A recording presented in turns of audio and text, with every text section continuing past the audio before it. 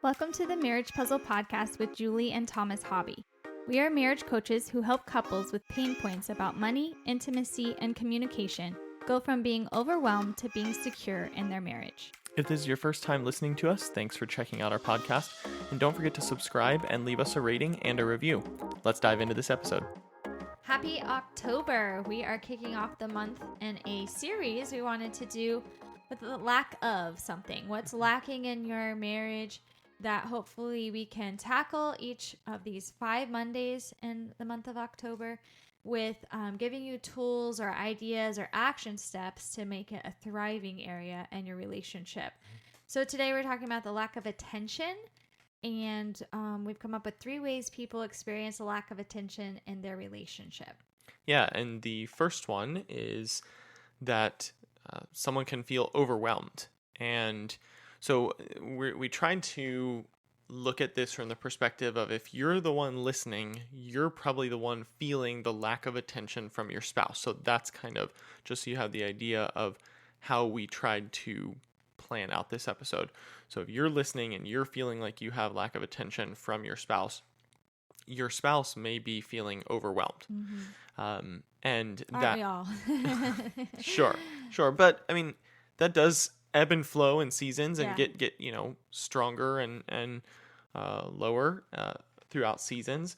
But basically, they could have the pressure of other things on their mind. It could be a project at work. It could be a family issue. Maybe there's more going on in your family or something going on in their extended family that could be happening, or personal issues like stress or anxiety from any or all of the above, or other things outside of that. Mm-hmm. And what happens with this is it can often just sap all of their energy. And so then they don't have the capacity to even realize that you also have needs too. Right. Not necessarily saying that's an excuse for them, that you should just make that an excuse for them and say, oh, well, they're overwhelmed. They've got this going on. I should just, let that go, or I'm just not valuable enough to do that, because that gets into low self-esteem, which we just talked about a few episodes ago. So go listen to that. Mm-hmm.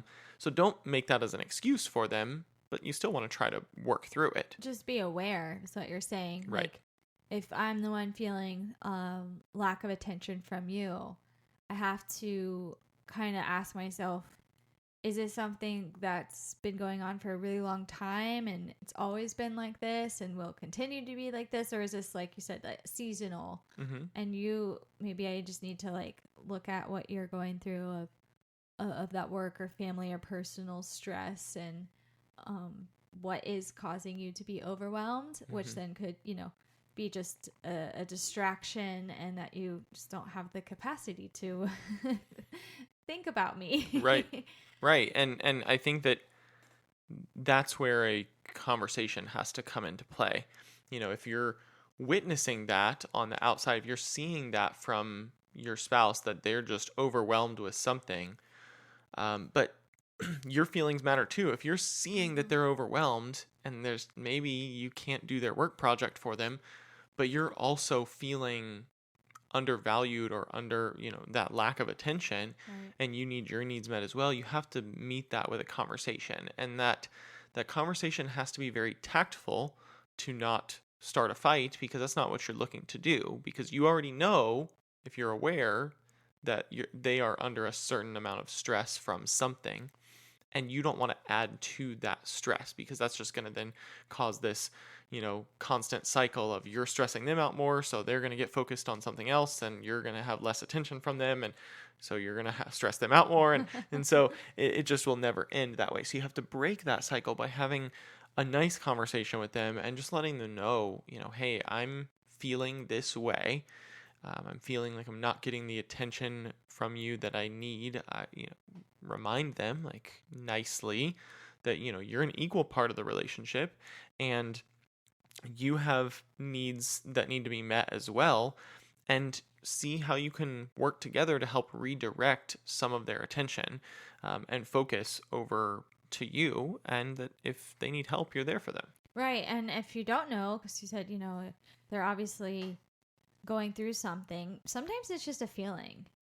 I may not know I can't put my finger on it, or vice versa. If I'm the one that's overwhelmed and stressed and I haven't, been outspoken about the why, still totally okay in your marriage to approach your spouse with compassion and say, like, I feel like you're really overwhelmed. Can you let me in a little bit of what's stressing you out, what's causing that anxiety? And if you're asking about their needs first, I think then that will help them a roundabout way to then be like, okay, how can I help you? Because I have these needs and I feel, that they're lacking, and I love your attention. So can we work on this together? So hopefully that's helpful. Yeah. You're just kind of asking what their needs are, and then you can share your needs, and you're both in it together. Yeah, and maybe there's something simple, actionable in there of when you have that conversation with them, if it kind of brings them to a realization of, hey, you're right, I haven't been giving you the attention you need or deserve. Maybe you can just figure out ways to create boundaries from whatever that stress is that's happening, and where you'll have those needs met. If that's 1 hour each night that you guys spend together, or 1 hour 3 nights a week that you guys spend together, because you have to give enough to them where they feel like they are making progress in whatever stressful thing is happening in their lives, but also encouraging them enough to take a break from that and separate from that, so it's not consuming their lives, and you also get your needs met as well. Yeah, I think that ties into another way people experience lack of attention in their marriage is it could be overwhelmed and distraction, even like daydreaming or other things on their mind, or it could be something right in front of their face, like the overuse of their phone, their computer, maybe social media or video games. We've talked about devices on our podcast before, but in case you're a new listener, I just want to point out, like, Thomas and I use all of these. Like, we're not anti-phone, Right. computer, social media, or video games. We are on all those. And You're laughing. We want you to listen to our podcast, so we're Right. not even necessarily telling you to not do it either. No, but the word here is overuse. Yeah. And this has been something in our marriage that we both kind of equally at different times kind of ebb and flow of prioritizing each other, or getting a little too distracted with what's going on a device. And so that could be from our first one being overwhelmed. If it's like work, maybe they're on their device because of all their emails and phone calls and text messages, and it's because of that project or whatever, or the family issues, all the group texts. I mean, that happens, right? In every family, hopefully not just ours, with the drama, and kind of can suck you into that. Like, well, someone's already said 5 things. Like, I got to respond to this right now. And you're not present for the people that you are with in the room, specifically your spouse. And then, social media, it's always there, right? The scroll. Hey, if you're not keeping up with what The Rock is doing on social media, then Watched a movie the other night with the kids, and I'm like, I've never heard of this movie before. I didn't even know. Like, have I been living in a box? And Thomas goes, no, it's just because you haven't followed The Rock on Instagram. I'm like, whoa, that's how we find out about movies these days. Obviously, he was in that movie because he's in every movie right now. But goodness. So, but social media, I mean, that is not harmful. Again, I'm not saying in moderation. Yeah, not saying don't be on Facebook and Instagram. We have Marriage Puzzle. We're not keep posting daily right now because I'm trying not to overuse it, because I'm actually on social media every day, all day long, for a couple of different jobs that I have with marketing and content. And so again, it's not bad, but I have to know when to stop that, so I'm not an overuser. And then video games, you're a gamer. I could say you overuse video games, but that's something that we still have, and because you've learned to do it in moderation or the right time. Again, you're I, laughing. I don't know why you're I'm, laughing. I'm at me. laughing because you said I've learned to use it in moderation. It's It's not true. something we talked about, but Okay, maybe you use it it the is same true. amount. I'm not arguing with you. It's in here because I used to feel lack of attention from you because you would get home and your go-to unwind is video games. Mm-hmm. And I took that as you're retreating from me. So you're not giving me attention because I wanted to spend time with you.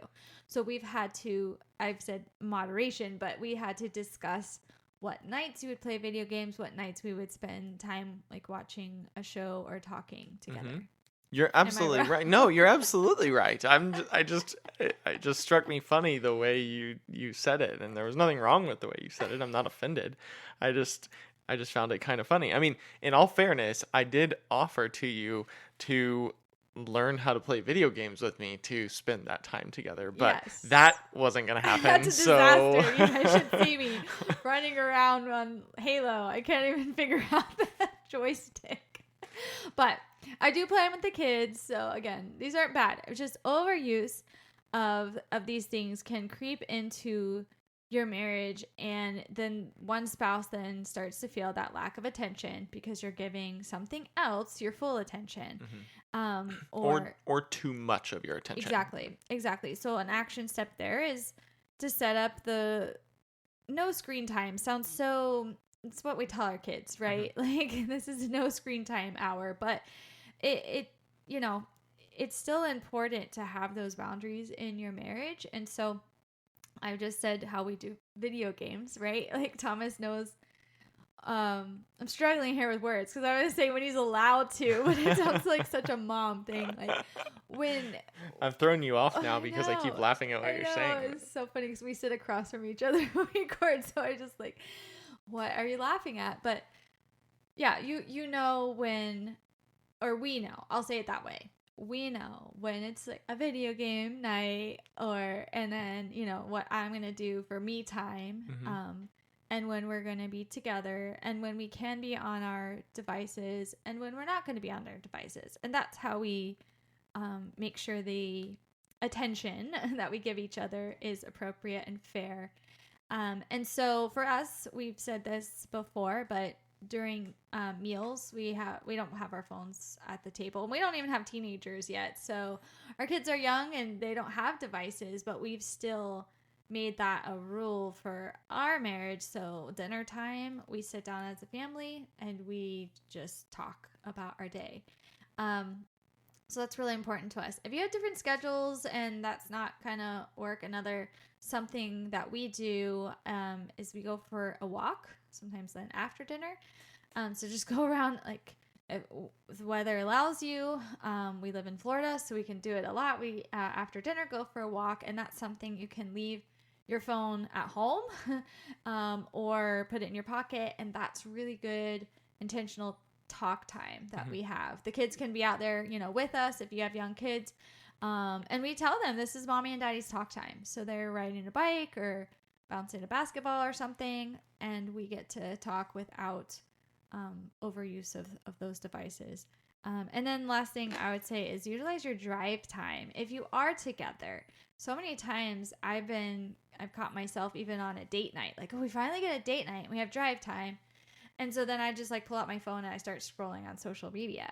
It's like, wait, talk to each other. You have that time together. Why do we just feel like we're so bored and have to do something else to provide that attention from our spouse? Yeah, and one last just kind of bonus action step I want to give you that kind of connects both of these first two, from the overwhelmed and the overuse of devices and things like that, is kind of thinking through how you're using your time and actually writing that out. I mean, we do an exercise with this in our coaching called Balancing Your Priorities. And basically you kind of write out how you're utilizing all of your time now, and then what your goal would be to use time in those same categories. So, take the number of hours in the week and take out sleeping, take out eating, things like that, and whatever's like left over. How are you spending that usable time, so to speak, that available time. And you're going to write how you're using it now and then your goals. So if you realize that you're spending 3 hours a day on your devices, maybe your goal should be to change that to 2.5 or 2 hours or something like that, so you can kind of start to correct some of these issues. Well, the reason we do it in our marriage coaching calls is because it's helpful if you do it together. Right. So you could set personal goals, but I could still feel, lack of attention if you're like giving yourself all this allowed time, or instead of talking about it together and then freeing each other up to when you're going to have those alone time or work time or whatever, and when you're going to give each other that full attention, and what you're committed to with your time. Yeah, and so the last one that we want to talk about here is just plain loss of interest. And this sounds so just awful. Heavy is a great word. That's the word I was looking for. Lack of attention due to loss of interest, no thanks. And we didn't want to take this so far as like loss of interest in the relationship and looking for an exit strategy. We hope you're not there.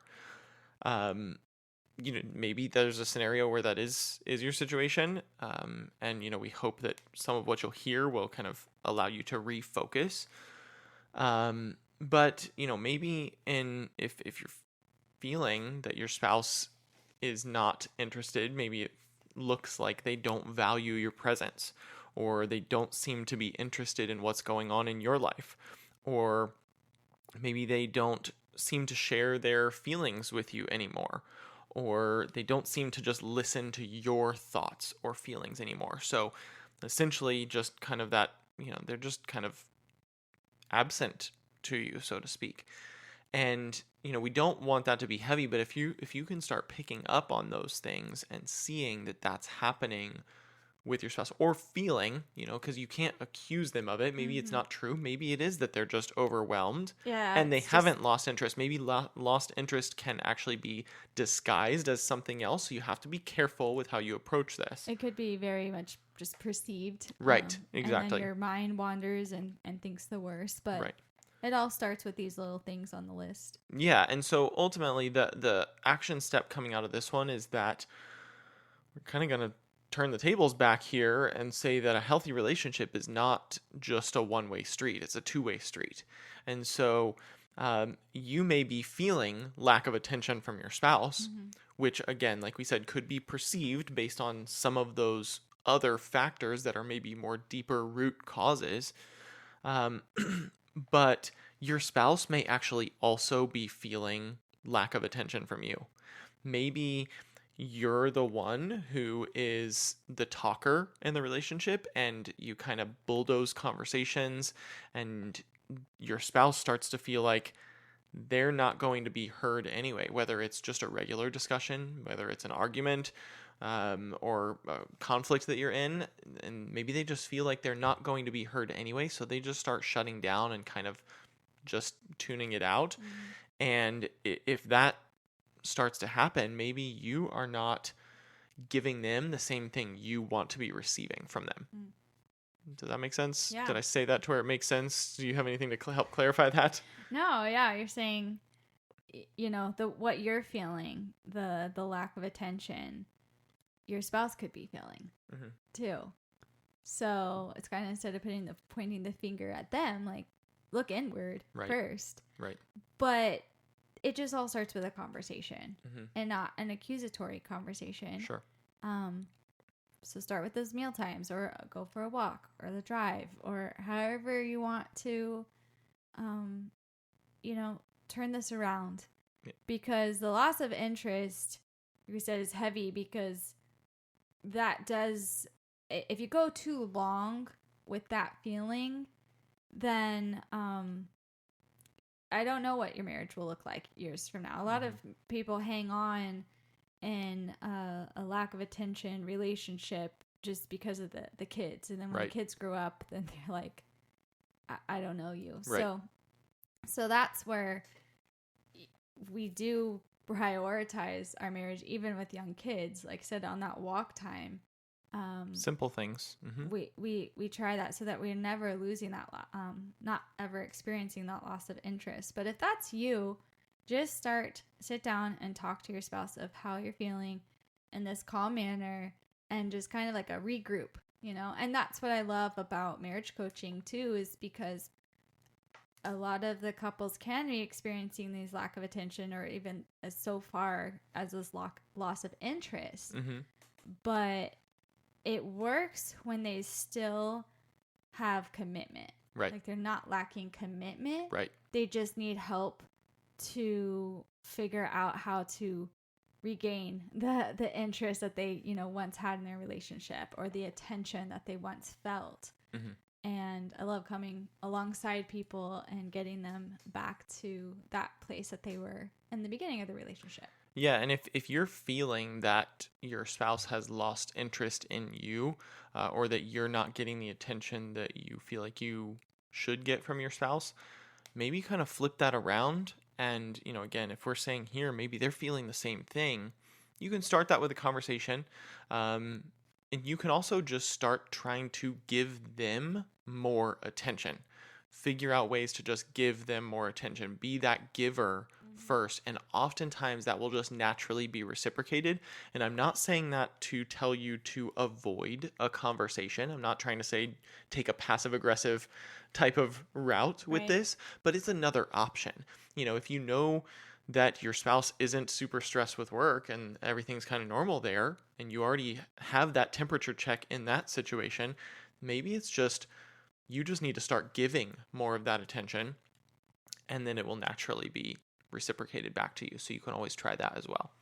Yeah. Again, we're talking about lack of attention, giving you ways that you can maybe reignite that in your relationship and your marriage. But keep hanging out with us through the month of October, because we're going to be talking about other topics where you could be lacking in, and how to help that.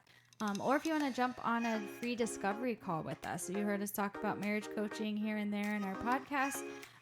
That's why we offer a free call, so you can get on a video chat and actually meet Thomas and myself and see if marriage coaching is right for you and your spouse.